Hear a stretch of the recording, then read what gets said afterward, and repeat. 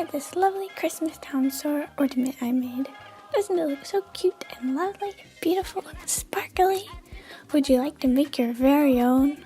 Well, be prepared, because not only am I about to show you how to make this ornament, but I'm about to show you every way not to make it.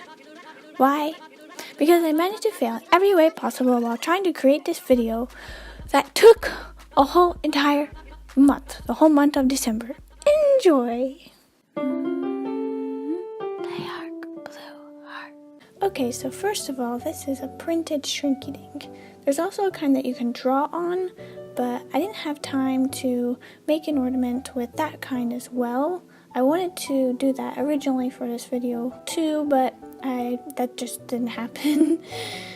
But anyway, this is the paper that I used, and I strongly suggest to use any other brand of Shrinky Dink paper than this one. I give it 0 out of 10 stars because it sucks. Anyway, first you'll want to see how much your piece will shrink. This one says it'll be 1/3 of the original size, so I did math and accounted for that, but it lied and shrinks to a different size than the instructions say, more like half the size. Also, I didn't realize this at first, but you're supposed to print what you want kind of washed out so the colors look right after it's shrunk, because it gets darker afterwards. So whatever picture you want to use, you just need to make sure to make it brighter and like washed out looking so that it looks right when it's all done. I didn't realize this at first, and Tora came out looking really dark, and I fixed it for the second one. Now I printed and cut out and cooked a lot of Soras, but they kept coming out warped and curled and basically just bad looking. So here's some things you should not do when trying to make a Sora. Number 1, don't set your oven too high when you are getting impatient because your Shrinky Dink has already been there for 15 whole minutes and the instructions said it would only take a few minutes. The instructions lie about like everything. Don't read the instructions, they are garbage.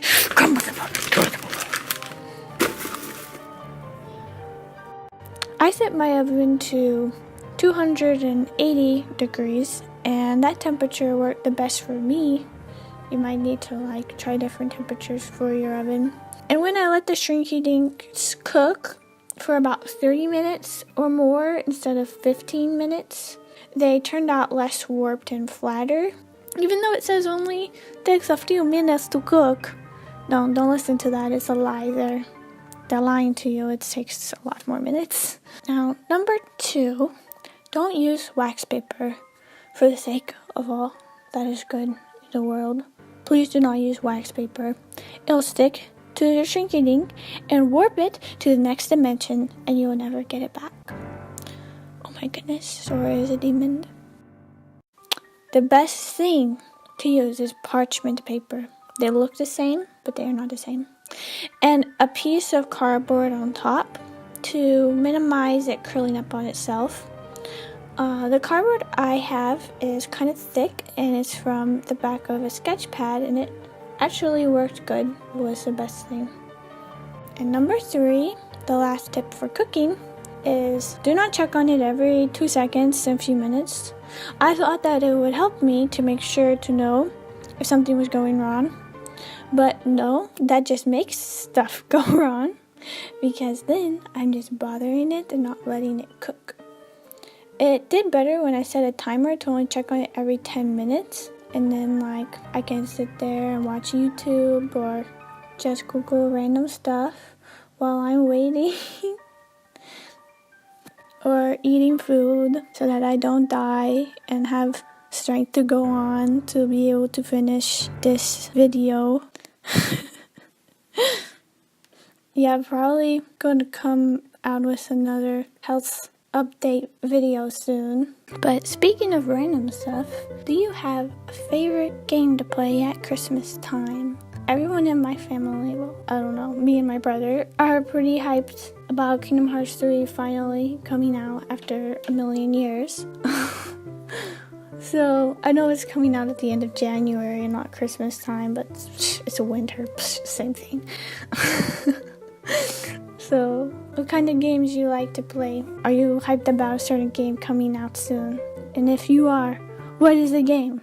Okay, now tip number 4. Once you take the shrinky dink out of the oven to cool, don't just leave it there, because then it'll get all weird. Even if it looked good at first, it'll get all weird. But put a heavy book on it to help it be flat and stay flat. And I found that it actually works best to keep it on the warm tray so that it cools more slowly. Okay, now, it took me forever to admit it, but the original idea that I had of cutting out just Sora's body was not going to work, because the shape was just too complicated for the shrinky dink plastic to handle. So I went back into my clip studio and added a red ball design around him to simplify things. Then I printed that out. By the way, you can just print it using normal printing settings. It doesn't need to be high quality like the instruction says. Imperfections just shrink away, so don't bother wasting ink and printer time on making it like super great. After it prints, I cut it out very nicely using an X-Acto knife to make the letters little cutouts, and I was feeling really confident that this one was going to be the one true one to work, to be my savior of all the other failures, the Christmas joy amongst all the Christmas failures. But then, after the 10-minute mark of being in the oven, my heart pumping with anticipation, I peek at it and see it's a freaking oval. How could this happen? Honestly, I have no idea how I was surprised. Like, every single Sora had been warped in the same way so far. So how did I not realize sooner what I needed to do? I don't know. So I went back into my clip studio again and used the laggy morphing tool to squish Sora so that he would be stretched to the right shape after being cooked. Because god dang, I'm going to get this right. But I only have one piece of paper left and I need to make it count, so I had a few extra pictures on there from my Sora drawing and I squish and brighten them as well. Still don't know what I'm going to do with them though. Maybe I'll give them to you for Christmas. But then as I'm trying to get it to print, my printer decides to give me errors and do dumb stuff like print on random normal paper that it has in its butthole instead of a shrinky dink paper, and it starts to get really annoying because I'm like, I just want to make this Sora. I just want to do it. And the printer's just like, no. But eventually, it finally prints it out. Tip number 5, your printer is out to get you. I don't know. Okay, so anyway, I cut everything out again. A good thing, I like cutting things out because I did it a lot for this Sora. I did it a lot with very little reward, except the reward of that sweet cutting sound.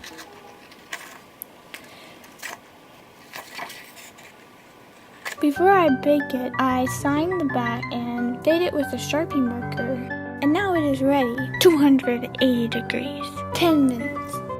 10 minutes. 10 minutes. Ah, it looks so good. Cooling. And now, ready to decorate. By the way, I'll have this picture that I used, like the final product picture, and the non-brightened squished version available to download on my DeviantArt if you would like to use it. The 2 different versions are just in case, just in case. The link will be in the description.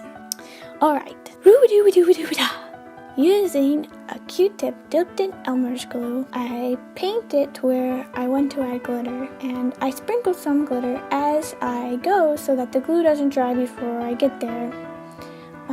And I tap it a bit to get rid of the excess glitter, and then I use the dry end of the Q-tip to brush away the stubborn little glitters that are glittering Sora. And this is literally the only thing that went right the first try, and I even practiced on the warped oval one just in case. Now I flip it over before the glue dries because I'm impatient and I actually kind of thought it was already dry by now. But it's okay because it works out anyway.